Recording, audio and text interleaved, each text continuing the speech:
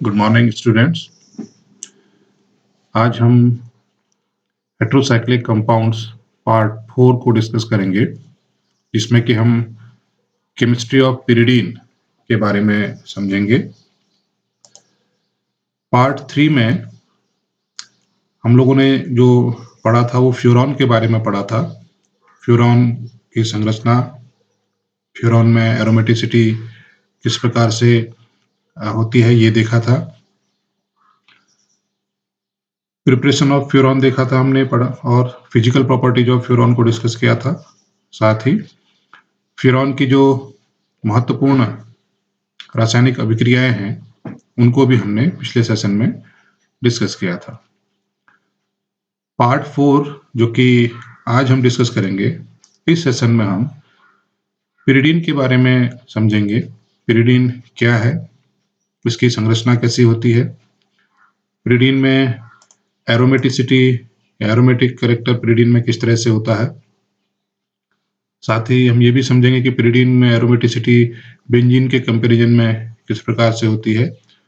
Physical properties of pyridine हम पढ़ेंगे। साथ ही प्रिपरेशन ऑफ पिरिडीन भी हम देखेंगे कैसे प्रिपेयर किया जाता है। और केमिकल प्रॉपर्टीज में हम बेसिसिटी ऑफ पिरिडीन देखेंगे, किस पिरिडीन का जो बेसिक नेचर है वो किस प्रकार का है। साथ ही कंपैरिजन करेंगे बेसिसिटी ऑफ पिरिडीन की अदर नाइट्रोजन कंटेनिंग कंपाउंड से, और इसकी कुछ महत्वपूर्ण जो अभिक्रियाएं हैं उनको हम इस सेशन में पढ़ेंगे। पिरिडीन, जैसा कि आपको दिख रहा है, पिरिडीन हमारे पास जो स्ट्रक्चर होता है एक साइक्लिक कंपाउंड है। इस साइक्लिक कंपाउंड के लिए जिस प्रकार से हमने पायरोल और थायोफीन के केस में भी देखा था कि मॉलिक्यूलर वेट डिटर्मिनेशन मेथड और एलिमेंटल एनालिसिस मेथड, जब ये सारी स्टडीज की जाती हैं तो उस स्टडीज के बाद जो पिरिडीन का मॉलिक्यूलर फॉर्मूला आया, जो हमें मिला था, वो था C5H5N। अब पिरिडीन की जब ऑर्बिटल संरचना देखी गई during the structure determination of pyridine, तो उसमें ये पाया गया कि पिरिडीन एक साइक्लिक कंपाउंड है। साथ ही पिरिडीन ने बेंजीन या बेंजीन की भांति ब्रोमीन से या फिर KMnO4 के सॉल्यूशन के साथ जो योग अभिक्रियाएं थी, वो योग अभिक्रियाएं सामान्य एल्कीन और एल्काइन की भांति प्रदर्शित नहीं की थी। इसका मतलब जो पिरिडीन का जो डबल बॉन्ड है ये एक अनसैचुरेटेड कंपाउंड है। पिरिडीन के डबल बॉन्ड ये फ्री डबल बॉन्ड की तरह या आइसोलेटेड डबल बॉन्ड की तरह बिहेव नहीं करते हैं। इसका रीजन है कि पिरिडीन में जो 6 एटम्स हमारे पास हैं नाइट्रोजन को मिला के, इन 6 एटम्स में हर एक एटम जो है वो sp2 हाइब्रिडाइज्ड है, और जो p ऑर्बिटल होता है उसमें जो नाइट्रोजन का लोन पेयर है वो अनहाइब्रिडाइज्ड p ऑर्बिटल में रहता है। साथ ही ये जो पिरिडीन का रिंग है ये एक एरोमेटिक रिंग है, एरोमेटिक कंपाउंड है। ये पिरिडीन हकल रूल को फॉलो करता है, जिसका मतलब ये 4n+2 पाई इलेक्ट्रॉन इसके पास हैं, और ये 4n+2 पाई इलेक्ट्रॉन रूल के अकॉर्डिंग ये एरोमेटिक है। एरोमेटिक के लिए हमने पढ़ा था कि कंपाउंड को साइक्लिक होना चाहिए, सारे कार्बन या सारे एटम्स जो हैं उस सिस्टम में, साइक्लिक सिस्टम में sp2 हाइब्रिडाइज्ड होने चाहिए। प्लेनर ज्योमेट्री होनी चाहिए, जैसा कि यहाँ पर दिख रहा है। अगर सब एटम sp2 हाइब्रिडाइज होंगे तो ज्योमेट्री प्लेनर होगी। डिलोकलाइजेशन होना चाहिए, और डिलोकलाइजेशन होने के बाद यहाँ पर कंपाउंड को 4n+2 पाई इलेक्ट्रॉन रूल को फॉलो करना चाहिए, जहां पर n इक्वल टू या तो 0, 1, 2, 3 एक्सेट्रा के लिए ये एरोमेटिक होना चाहिए। पिरिडीन की जब स्टडी की गई फर्दर, तो पिरिडीन की जो प्रकृति, जो नेचर था वो बेसिक नेचर का था। मीन्स कि पिरिडीन ने एसिड के साथ अभिक्रिया करके करस्पॉन्डिंग सॉल्ट को फॉर्म किया था, जैसा कि यहाँ पर दिख रहा है। C5H5N पिरिडीन HCl के साथ रिएक्शन करके पिरिडीनियम हाइड्रोक्लोराइड सॉल्ट बना रहा है, जिससे पता चलता है कि पिरिडीन का जो नेचर है वो बेसिक नेचर का है, क्योंकि HCl यहाँ पर हमारे पास जो है वो एसिडिक है। पिरिडीन की बेसिसिटी के लिए ये लोन पेयर रिस्पॉन्सिबल है।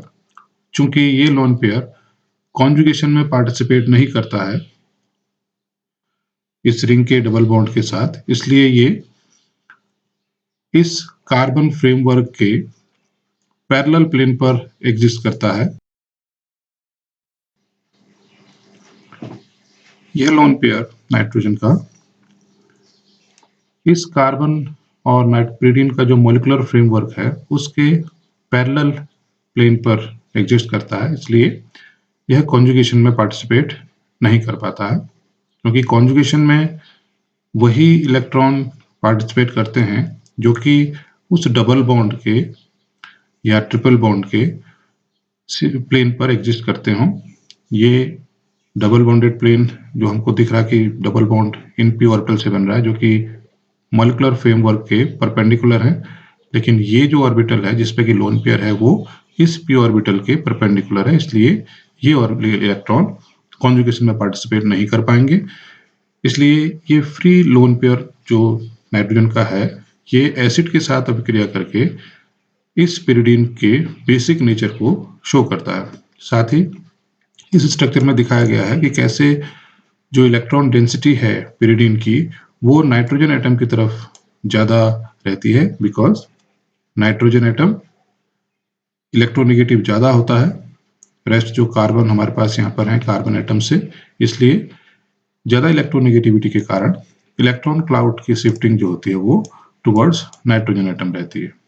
इस प्रकार जो पिरिडीन का मॉलिक्यूल है उसका पाइक इलेक्ट्रॉन क्लाउड बेंजीन की तुलना में अनसिमेट्रिकल है। बेंजीन में 6 कार्बन पर बराबर इलेक्ट्रॉन डेंसिटी रहती है, लेकिन पिरिडीन में ये इलेक्ट्रॉन डेंसिटी नाइट्रोजन की तरफ ज्यादा रहेगी, बेंजीन की तरफ कार्बन एटम्स पर कंपैरेटिवली कम होगी। जैसा कि पहले बताया था, डिलोक्लाइजेशन ऑफ पाई इलेक्ट्रॉन के कारण जो पिरिडीन होता है वो सामान्य एल्कीन की भांति एडिशन रिएक्शंस को नहीं देता है। पिरिडीन एरोमेटिक है क्योंकि ये 4n+2 इलेक्ट्रॉन रूल को फॉलो करता है, इसके पास प्रॉपर कॉन्जुगेशन है जैसा कि इसमें दिखाया गया है। इलेक्ट्रॉन्स पूरी रिंग में 1 2 3 जो इलेक्ट्रॉन मूवमेंट का जो फैशन है रेजोनेंस का उसके अकॉर्डिंग मूवमेंट करते हैं और एक डिलोक्लाइज सिस्टम को यहाँ पर जनरेट करते हैं। पिरिडीन में ये जो रेजोनेंस होता है पाई इलेक्ट्रॉन क्लाउड का जो डिलोक्लाइजेशन होता है, इस डिलोक्लाइजेशन को निम्नलिखित जो यहाँ पर पॉइंट्स दिए गए हैं ये उसको सपोर्ट करते हैं। जैसा कि पिरिडीन में समस्त कार्बन, नाइट्रोजन और हाइड्रोजन जो एटम है वो सब एक प्लेन पर रहते हैं। कार्बन तथा नाइट्रोजन एटम जो पिरिडीन का है वो sp2 हाइब्रिडाइज्ड है, ये हमने पहले भी डिस्कस किया था। हर एक sp2 hybridised carbon atom 2 sigma bond अपने नेबरिंग एटम्स के साथ बनाता है। वो कार्बन हो सकते हैं, जैसा कि कार्बन का 2 नेबरिंग कार्बन हो गए। नाइट्रोजन के केस में नाइट्रोजन 2 नेबरिंग कार्बन्स के साथ बनाता है। उसी प्रकार जो एक सिग्मा बॉन्ड जो बनता है वो हाइड्रोजन के साथ बनेगा कार्बन का, तो कार्बन अपने नियर बाय एटम्स के साथ 2 सिग्मा बॉन्ड और 1 सिग्मा बॉन्ड हाइड्रोजन एटम के साथ बनाता है। जो अनहाइब्रिडाइज्ड पी ऑर्बिटल है वो पाई बॉन्ड बनाने में इन्वॉल्व होता है अपने नेबरिंग एटम के साथ। साथ ही एरोमेटिक कैरेक्टर के लिए जो डिलोक्लाइजेशन होता है उस डिलोक्लाइजेशन से हमने पहले भी देखा हुआ है कि डिलोक्लाइजेशन सिस्टम जो डिलोक्लाइज जो सिस्टम होते हैं वो हाईली अनस्टेबल सिस्टम होते हैं। डिलोक्लाइज सिस्टम में जो अनसैचुरेटेड डबल या ट्रिपल बॉन्ड होते हैं उनकी बॉन्ड लेंथ या जो सैचुरेटेड सिंगल बॉन्ड्स होते हैं उनकी बॉन्ड लेंथ जो होती है वो इंटरमिक्स होके इक्वल हो जाती है। पिरिडीन में भी इसी प्रकार से जो कार्बन कार्बन बॉन्ड लेंथ है वो बॉन्ड लेंथ 1.39 एंगस्ट्रॉम होती है, जो कि सब कार्बन कार्बन के एक समान है। जैसा कि हमने pyridine के स्ट्रक्चर में देखा था, pyridine में 3 डबल बॉन्ड हैं, कार्बन कार्बन के बीच, कार्बन नाइट्रोजन के बीच, और सिंगल बॉन्ड भी। अतः pyridine में अगर हम कार्बन कार्बन सिंगल बॉन्ड की बात करते हैं तो उसकी लेंथ 1.54 एंगस्ट्रॉम होनी चाहिए थी। कार्बन कार्बन डबल बॉन्ड की जो बॉन्ड लेंथ है वो 1.34 एंगस्ट्रॉम होनी चाहिए थी, परंतु रेजोनेंस के कारण, डिलोकलाइजेशन ऑफ इलेक्ट्रॉन्स के कारण ये जो बॉन्ड लेंथ है ये न तो प्योरली सिंगल बॉन्ड होती है न डबल बॉन्ड होती है, ये सिंगल बॉन्ड और डबल बॉन्ड के इंटरमीडिएट होती है। इसको जैसा कि दिखाया गया 1.39 एंगस्ट्रॉम। इसी प्रकार से कार्बन नाइट्रोजन की जो बॉन्ड लेंथ होती है वो भी इक्वल होती है 1.37 एंगस्ट्रॉम। यहाँ पर आपने pyridine का अगर स्ट्रक्चर देखा होगा तो उसमें आपको दिख रहा था कि एक कार्बन नाइट्रोजन का जो बॉन्ड है वो सिंगल बॉन्ड है, जबकि दूसरे कार्बन और नाइट्रोजन का बॉन्ड जो डबल बॉन्ड है। इस प्रकार से दोनों बॉन्ड लेंथ को अलग अलग होना चाहिए था, परंतु रेजोनेंस के कारण ये बॉन्ड लेंथ 1.37 एंगस्ट्रॉम हो जाती है। इसका मतलब ये हुआ कि न तो pyridine में कोई आइसोलेटेड सिंगल बॉन्ड है न आइसोलेटेड डबल बॉन्ड है।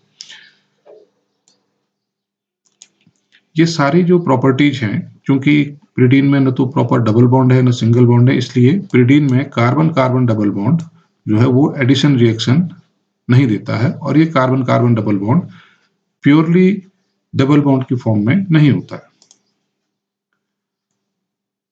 मेथड्स ऑफ प्रिपरेशन देखते हैं, किस प्रकार से pyridine को हम प्रिपेयर कर सकते हैं। पहली मेथड है एक्रोलीन के साथ। एक्रोलीन या एक्राइल एल्डिहाइड जैसा दिखाया गया है। इस एक्राइल एल्डिहाइड को जब हम अमोनिया के साथ हीट करते हैं, 2 मॉलिक्यूल्स ऑफ एक्राइल एल्डिहाइड लेंगे, तो हमें हीट करने के उपरांत ये सिस्टम हमें 3 मिथिल को प्रोड्यूस करके देगा। अब 3 मिथिल में ये एरोमेटिक रिंग के साथ जो मिथाइल ग्रुप जुड़ा होता है, इस मिथाइल ग्रुप को हम पोटेशियम परमैंगनेट के साथ या पोटेशियम डाइक्रोमेट के साथ हम सीधे करस्पॉन्डिंग कार्बोक्सिलिक ग्रुप में कन्वर्ट कर सकते हैं ऑक्सीडाइज करके। तो ये ऑक्सीडाइज होके निकोटिनिक एसिड देगा। आप देख रहे हैं CH3 ग्रुप जो है वो COH में कन्वर्ट हो गया है, और हम जानते हैं कि COH जो कार्बोक्सिलिक एसिड ग्रुप होते हैं, उनको अगर हम कैल्शियम ऑक्साइड के साथ हीट करते हैं तो वहां पर डिकार्बोक्सिलेशन होता है, यानी कि यहाँ से CO2 निकलेगा और हमें pyridine का मॉलिक्यूल प्राप्त होगा। दूसरी रिएक्शन है पिकोलिन के साथ। ये पिकोलिन, इसको हम पिकोलिन भी कहते हैं, 3 मिथिल pyridine, इसी का एक्सटेंशन है। आप 3 मिथिल pyridine को बना सकते हैं अलग से, या आप 3 मिथिल pyridine जो कमर्शियली अवेलेबल होता है उसको भी यूज कर सकते हैं। फर्दर इसको हमने ऑक्सीडाइज किया, फिर कैल्शियम ऑक्साइड के साथ डिकार्बोक्सिलेशन किया, तो pyridine हमें प्राप्त होगा। तीसरी जो महत्वपूर्ण अभिक्रिया है, ये रिएक्शन इंपॉर्टेंट है pyridine सिंथेसिस की एग्जाम पॉइंट ऑफ व्यू से, ये पूछी जाती है। ये है हैंस विडमैन सिंथेसिस। इसमें बीटा डाइकार्बोनिल जो कंपाउंड है, जैसा ये दिख रहा है, ethyl acetoacetate, beta dicarbonyl compound को अमोनिया और इसी एल्डिहाइड के साथ, आप फॉर्मल्डिहाइड भी ले सकते हैं, आप एसिटाल्डिहाइड भी ले सकते हैं, ट्रीट करने पर यहाँ पर जो कंडेंसेशन प्रोसेस होती है, उस कंडेंसेशन से हमें ये कंपाउंड प्राप्त होता है। यहाँ पर आपको दिख रहा है कि जो रेड कलर्ड जो बॉन्ड्स हैं वो 1,3 डाइकार्बोनिल कीटोन के करस्पॉन्ड करते हैं, और जो ब्लू कलर्ड है वो इस एल्डिहाइड को करस्पॉन्ड करता है, और जो ब्लैक कलर्ड है वो आप देख पाते हैं कि 2 molecules of 1,3 dicarbonyl compounds, 1 molecule of NH3 and 1 molecule of aldehyde condense होके हमें यहाँ पर pyridine का एक डेरिवेटिव देते हैं। अब इस pyridine के डेरिवेटिव में, जैसे इससे पहली अभिक्रिया में हमने देखा था कि अगर हम इसको ऑक्सीडाइज करते हैं, अभी तक ये एरोमेटाइज नहीं है, इसको हमने ऑक्सीडाइज किया तो आप देखते हैं कि यहाँ पर डिहाइड्रोजनेशन होके ये एरोमेटिक सिस्टम में कन्वर्ट होता है। इस एरोमेटिक सिस्टम में ये 2 ग्रुप आपको दिख रहे हैं, ये एस्टर ग्रुप हैं। एस्टर ग्रुप आसानी से हाइड्रोलाइज हो सकते हैं, एस्टर ग्रुप को जब हम हाइड्रोलाइज करते हैं तो वो करस्पॉन्डिंग एसिड और अल्कोहल में ब्रेक डाउन हो जाते हैं। एसिड ग्रुप को फर्दर अगर हम हीट करते हैं कैल्शियम ऑक्साइड में, तो एसिड ग्रुप से डीकार्बोक्सिलेशन के द्वारा यहाँ पर CO2 एलिमिनेट होगा और करस्पॉन्डिंग हाइड्रोकार्बन बनते हैं। ये स्टेप जो है ये दो रिएक्शन को करस्पॉन्ड कर रहा है, पहला हाइड्रोलिसिस है, दूसरा डीकार्बोक्सिलेशन है। तो जिसके बाद हमें यहाँ पर ये जो एस्टर ग्रुप है इसको हम रिमूव कर सकते हैं। इससे पहले अभिक्रिया में आपने देखा था, चाहे वो पिकोलिन मेथड हो या एक्राइल्डिहाइड से हो, जब हमें 2,4,6 यानी कि एल्काइल पिरिडीन 3 मिथिल था, उसको हमने ऑक्सीडाइज किया तो करस्पॉन्डिंग एसिड में, उसी प्रकार से 2,4,6 ट्राइमिथाइल पिरिडीन को भी हम K2Cr2O7 के साथ ऑक्सीडाइज कर सकते हैं और ये ऑक्सीडेशन हो करके करस्पॉन्डिंग कार्बोक्सिलिक एसिड देगा, जिसको कि हम हीट करेंगे डीकार्बोक्सिलेशन से, तो ये CO2 को एलिमिनेट करके हमें पिरिडीन मॉलिक्यूल को प्रोड्यूस करेगा। फोर्थ मेथड है इंडस्ट्रियल मेथड। इसको इंडस्ट्रियली प्रिपेयर करने के लिए किया था कमर्शियल लेवल पर। एसिटिलीन को जब हम अमोनिया के साथ in presence of an acetal of an aldehyde, ये एल्डिहाइड का एसिटल है, फॉर्मल्डिहाइड का डाइमिथिल एसिटल है, इसके साथ हम रिएक्शन कराते हैं इन प्रेजेंस ऑफ एल्यूमिना। ये पार्ट नहीं होना चाहिए था, टाइपोग्राफिकल मिस्टेक है। इसके लिए हम लिखेंगे कि condensation of acetylene with ammonia and formaldehyde acetal in presence of alumina at 500 degrees Celsius will result the pyridine. pyridine की प्रॉपर्टीज की बात करते हैं। फिजिकल प्रॉपर्टीज ऑफ pyridine में, pyridine कलरलेस लिक्विड है, बॉइलिंग पॉइंट 115.5 डिग्री सेल्सियस। इसकी जो smell होती है अनप्लीजेंट स्मेल होती है। It is soluble in water and most organic solvent. ये वाटर में भी सॉल्युबल होता है बिकॉज नाइट्रोजन का जो लोन पेयर है वो वाटर के साथ हाइड्रोजन बॉन्ड बना के उसमें सॉल्युबल हो जाता है। Similarly rest of the part 5 carbon atom हमारे पास यहाँ पर हैं, तो ये ऑर्गेनिक सॉल्वेंट में भी इक्वली सॉल्युबल होता है। केमिकल प्रॉपर्टीज ऑफ pyridine देखते हैं। जैसा कि पहले भी हमने देखा था, pyridine का जो है वो बेसिक नेचर का है। pyridine एसिड के साथ रिएक्शन करके करस्पॉन्डिंग सॉल्ट बनाता है। ये बेसिसिटी ऑफ pyridine जो हमने डिस्कस किया था because of presence of free electron, ये जो लोन पेयर है फ्री इलेक्ट्रॉन या लोन पेयर के कारण होती है जो sp2 नाइट्रोजन पर अवेलेबल है। सिंस ये lone pair of electron delocalisation में पार्टिसिपेट नहीं करता है, इसलिए ये इजिली अवेलेबल होता है किसी एसिड के साथ या किसी इलेक्ट्रॉन डेफिशिएंट के साथ रिएक्शन करने के लिए। pyridine को आप ब्रोंस्टेड एसिड भी कह सकते हैं, pyridine को लुईस एसिड भी कह सकते हैं। जैसा कि यहाँ पर दिख रहा है ये प्रोटॉन के साथ रिएक्शन कर रहा है अभी, तो ये ब्रोंस्टेड एसिड की कैटेगरी में आएगा। अगर pyridine किसी इलेक्ट्रॉन डेफिशिएंट लुईस एसिड को इलेक्ट्रॉन डोनेट करता है तो वो लुईस एसिड कैटेगरी में आता है।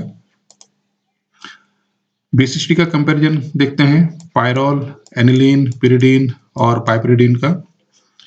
बेसिसिटी जो pyridine की होती है वो pyridine लेस बेसिक होता है in compare to aliphatic amines. Aliphatic amine जैसा यहाँ पर हमने पाइपरिडीन दिखाया हुआ है, और एनिलीन या पायरोल से मोर बेसिक होता है। एनिलीन के केस में देखते हैं, एनिलीन का जो पायरोल का लोन पेयर था, पायरोल का लोन पेयर हमने देखा था कि कैसे डिलोकलाइजेशन में पार्टिसिपेट करके इस पायरोल मॉलिक्यूल को एरोमेटिक बनाने के लिए यूटिलाइज हो जाता है, इसलिए वो फ्री प्रोटोनेशन के लिए अवेलेबल नहीं है, इसलिए इसकी बेसिसिटी लिस्ट बेसिक है।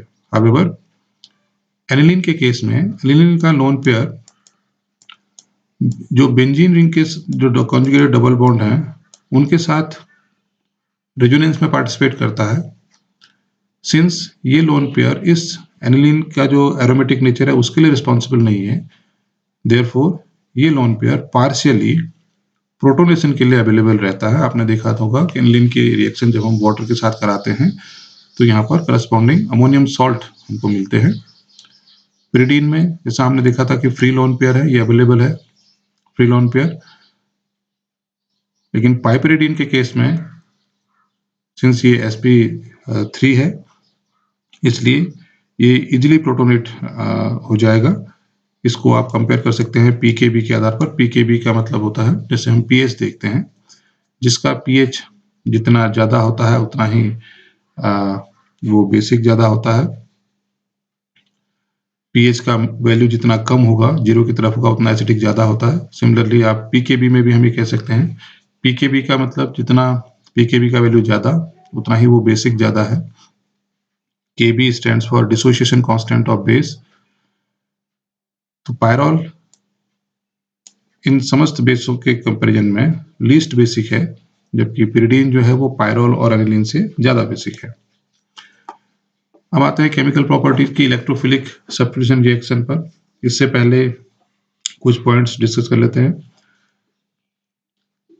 पिरिडीन बेंजीन और पायरॉल के कंपैरिजन में लेस एरोमेटिक है, बिकॉज पिरिडीन में जो इलेक्ट्रॉन क्लाउड है वो शिफ्ट रहता है नाइट्रोजन की तरफ, जिससे कि वो रिंग पर डिलोकलाइजेशन होने से इलेक्ट्रॉन को फ्रीली अवेलेबल नहीं करा पाता, या हम कहें कि परसेंटेज ऑफ डिलोकलाइजेशन जितना बेंजीन में होता है उतना पिरिडीन के केस में नहीं संभव है।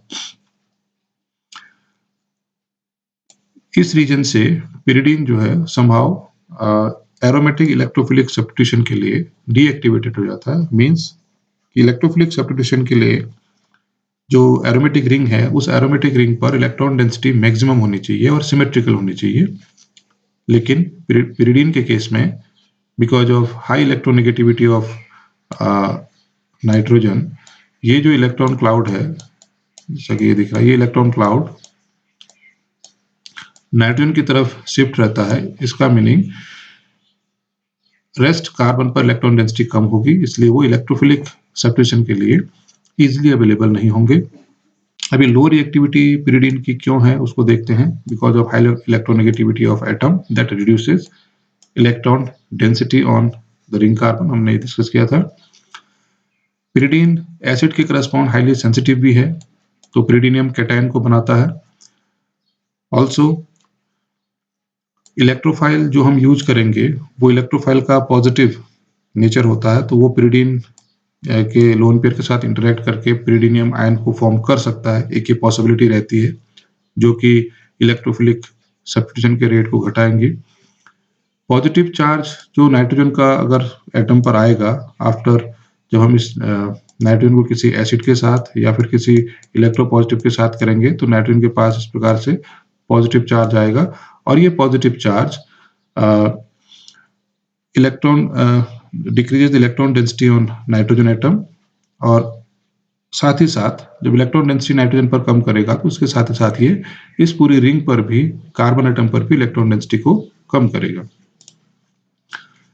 इलेक्ट्रोफिलिक सब्स्टिट्यूशन के लिए देखते हैं कि जैसा हमने पायरॉल या फिर थायोफिन के केस में देखा था, पिरिडीन के केस में भी देखते हैं। पिरिडीन जो 6 मेंबर्ड एरोमेटिक सिस्टम है। अब पिरिडीन के पास अगर देखते हैं तो हमारे पास जो अलग अलग कार्बन की पोजीशन है, जैसे कि ये 1 है, ये 2 हो गई, ये 3 हो गई, इसको हम 4 कह सकते हैं, इसको 5 कह सकते हैं। तो इन 5 पोजीशन में से किसी भी एक पोजीशन पर इलेक्ट्रोफाइल अप्रोच कर सकता है। 1 और 5 आइडेंटिकल है, 2 और 4 आइडेंटिकल है, 1, 3, 5 ये तीनों पोजीशन ऐसी हैं जो आइडेंटिकल है, यहाँ पर एक समान इलेक्ट्रॉन डेंसिटी रहेगी। 2 और 4 एक समान पोजीशन है, यहाँ पर एक समान इलेक्ट्रॉन डेंसिटी रहेगी। तो इस प्रकार हमारे पास केवल 3 पोजीशन होंगी, तो 2 पोजीशन या तो 1 और 3 पर आए या 2 पर आए। देखते हैं एक्सपेरिमेंट से कि कार्बन नंबर 3 पर सब्स्टिट्यूशन होगा या कार्बन 2 पर होगा। इसके लिए हम इलेक्ट्रोफाइल की पिरिडीन के साथ अप्रोच कराएंगे, और जो सिग्मा कॉम्प्लेक्स या जो कार्बोनियम आयन जनरेट होगा, उस कार्बोनियम आयन को हम रेजोनेंस के थ्रू स्टेबलाइज करा के देखेंगे कि कितने रेजोनेटिंग स्ट्रक्चर्स यहाँ पर फॉर्म होते हैं।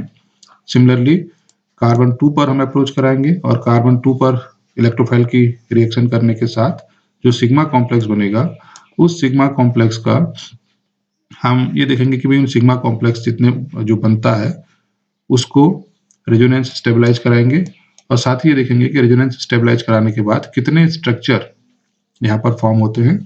नंबर ऑफ स्ट्रक्चर को कंपेयर करने के साथ साथ हम ये भी देखेंगे कि उन स्ट्रक्चर की कंपैरेटिव स्टेबिलिटी किस प्रकार की है। जिस पोजीशन पर इलेक्ट्रोफाइल की अप्रोच कराने से ज़्यादा रेजोनेटिंग स्ट्रक्चर मिलेंगे और ज़्यादा स्टेबल रेजोनेटिंग स्ट्रक्चर मिलेंगे, वही सिस्टम इलेक्ट्रोफिलिक अप्रोच के लिए सुटेबल होगा। जैसा कि कार्बन 3 पर इलेक्ट्रोफाइल की अप्रोच कराने से हमको दिख रहा है, नंबर ऑफ रेजोनेटिंग स्ट्रक्चर्स हमको 3 यहाँ पर मिल रहे हैं। कार्बन 2 पर भी अप्रोच कराने पर हमें नंबर ऑफ रेजोनेटिंग स्ट्रक्चर जो है वो 3 ही मिल रहे हैं। लेकिन कार्बन 2 पर हमें एक स्ट्रक्चर, ये स्ट्रक्चर इस प्रकार का मिल रहा है जिस पर कि नाइट्रोजन के पास पॉजिटिव चार्ज है। जैसे इससे पहले वाले डिस्कशन में भी हमने देखा था कि नाइट्रोजन पर जब पॉजिटिव चार्ज आएगा तो वो इस पूरे एरोमेटिक जो रिंग है, इस रिंग पर इलेक्ट्रॉन डेंसिटी को रिड्यूस करेगा और वो रिंग को डीएक्टिवेट करेगा टुवर्ड्स एरोमेटिक इलेक्ट्रोफिलिक सब्स्टिट्यूशन। और ये स्टेबल, ये जो स्ट्रक्चर है, ये रेस्ट ऑफ द स्ट्रक्चर के कंपैरिजन में सबसे लीस्ट स्टेबल होगा। इसका मीनिंग क्या हुआ कि पिरिडीन के केस में जो इलेक्ट्रोफिलिक सब्स्टिट्यूशन होता है, एरोमेटिक इलेक्ट्रोफिलिक सब्स्टिट्यूशन, वो पोजीशन 3 पर फेवर्ड होगा। साथ ही अगर इलेक्ट्रोफिलिक एडिशन पोजीशन 3 पर होगा तो जो इसका मीनिंग ये हुआ कि पोजीशन 3 पर नेगेटिव चार्ज डेंसिटी ज़्यादा है, इस पोजीशन पर 3 पर या 5 पर। इसके कंपैरिजन में हम देखेंगे कि अगर यहाँ पर नेगेटिव चार्ज डेंसिटी ज़्यादा है तो 2, 4 और जो 5 पोजीशन है, सॉरी 1, 3 और 5 पोजीशन जो है, इस 1, 3 और 5 पर पॉजिटिव चार्ज डेंसिटी ज़्यादा होगी। इसका मीनिंग ये हुआ कि अगर पोजीशन 3 इलेक्ट्रोफिलिक अटैक के लिए सुटेबल है तो पोजीशन 2 जो होगी वो न्यूक्लियोफिलिक अटैक के लिए सुटेबल होगी, जो कि हम आगे भी देखेंगे। रिएक्शंस देखते हैं, जैसे कि पहले भी हमने रिएक्शंस डिस्कस की थी। जो इलेक्ट्रोफिलिक एरोमेटिक सब्स्टिट्यूशन होती है उसकी जो कॉमन रिएक्शंस हैं, जैसा कि ब्रोमिनेशन है। ब्रोमिनेशन में हमने देखा पिरिडीन की रिएक्शन को ब्रोमीन के साथ रिएक्शन करते हैं। अब पिरिडीन चूंकि लेस रिएक्टिव है टुवर्ड्स एरोमेटिक इलेक्ट्रोफिलिक सब्स्टिट्यूशन, क्योंकि नाइट्रोजन एटम इस रिंग को डीएक्टिवेट करता है, इसलिए ये नॉर्मल कंडीशन में होने वाली रिएक्शनें नहीं है। ये रिएक्शनें हाई टेम्परेचर पर होती हैं, जो कि हमें उस एक्टिवेशन एनर्जी को गेन करने के लिए इस सिस्टम को एनर्जी प्रोवाइड करानी पड़ेगी। अब इलेक्ट्रोफाइल हमने 300 डिग्री पर जब इसको हीट किया तो हमें 3 ब्रोमोपिरिडीन मिला। सिमिलरली जब हम पिरिडीन को KNO3 और H2SO4 के साथ रिएक्शन कराते हैं तो ये नाइट्रेटिंग एजेंट है। KNO3 और H2SO4 आपस में रिएक्शन करके नाइट्रोनियम आयन इलेक्ट्रोफाइल जनरेट करेंगे और ये nitronium ion electrophile pyridine ring के साथ रिएक्शन करके 3 नाइट्रोपिरिडीन को प्रोड्यूस करेगा। सिमिलरली सल्फोनेशन है, फ्यूमिंग H2SO4 के साथ जब आप पिरिडीन की रिएक्शन कराते हैं हाई टेम्परेचर पर तो ये पिरिडीन 3 सल्फोनिक एसिड प्रोवाइड कराता है। मैकेनिज्म अगर देखेंगे तो जैसी मैकेनिज्म हमने इससे प्रीवियस स्लाइड में पोजीशन 3 पर इलेक्ट्रोफाइल की अप्रोच करने के लिए डिस्कस की थी, सेम मैनर से आप इन सबकी मैकेनिज्म को लिख सकते हैं। इन मैकेनिज्म को लिखने में जहां पर आपने इलेक्ट्रोफाइल के लिए E पॉजिटिव लिखा था पिछली स्लाइड में, वहां पर आप ब्रोमिनेशन के लिए Br पॉजिटिव, नाइट्रेशन के लिए NO2 पॉजिटिव और सल्फोनेशन के लिए SO3 एज इलेक्ट्रोफाइल आप वहां पर लिखिएगा। तो तीनों मैकेनिज्म को आप ट्रेस कर सकते हैं। सल्फोनेशन के केस में एक स्टेप एक्स्ट्रा हो जाता है कि जो लास्ट 4th स्टेप होता है जिसमें कि हम प्रोटोनेशन करते हैं। प्रोटोनेशन के बाद SO3H फॉर्म होता है, तो आप इसके रिएक्शंस को लिख सकते हैं। इस सेशन में हम आज इतना ही डिस्कस करेंगे। नेक्स्ट सेशन में न्यूक्लियोफिलिक सब्स्टिट्यूशन ऑफ पिरिडीन के साथ साथ हम क्विनोलिन को डिस्कस करेंगे। क्विनोलिन या इंडोल, आइसोक्विनोलिन, 3 टॉपिक्स अभी शेष हैं। हम उसमें से इंडोल को अगले सेशन में डिस्कस करेंगे। टिल देन आप लोग जो भी आपके पास स्टडी मटेरियल है उससे रिवाइज कीजिए एंड थैंक यू।